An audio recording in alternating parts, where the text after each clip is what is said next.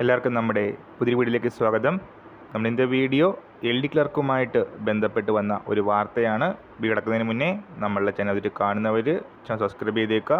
അതുപോലെ തന്നെ വീഡിയോ ഇഷ്ടപ്പെട്ടിട്ടുണ്ടെങ്കിൽ വീഡിയോ ലൈക്ക് ചെയ്യുക, വീഡിയോ മാക്സിമം ഷെയറും കൂടെ ചെയ്തേക്കുക. LD ക്ലർക്കിൻ്റെ റാങ്ക് ലിസ്റ്റ് വന്നിട്ട് 5 മാസം ആകുകയാണ്. 5 മാസം കൊണ്ട് 353 പേർക്കാണ് നിയമന ശുപാർശകൾ നൽകിയിട്ടുള്ളത്.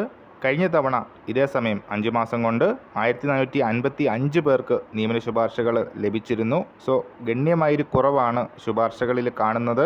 14 ജില്ലകളിലായിട്ട് നടത്തിയ 353 നിയമന ശുപാർശകളിൽ തന്നെ 217 എണ്ണം NJD വേക്കൻസിയുമാണ്. കൂടുതൽ അഡ്വൈസസ് പോയിട്ടുള്ളത് പാലക്കാട് ജില്ലയിലാണ് 42 എണ്ണം. അതുപോലെ തന്നെ കാസർഗോഡ് 9 അഡ്വൈസുകൾ മാത്രമാണ് പോയിട്ടുള്ളതെന്നും പ്രമുഖ മാധ്യമം റിപ്പോർട്ട് ചെയ്യുന്നു. 20,589 പേരാണ് റാങ്ക് ലിസ്റ്റിൽ ഉൾപ്പെട്ടിട്ടുള്ളത്.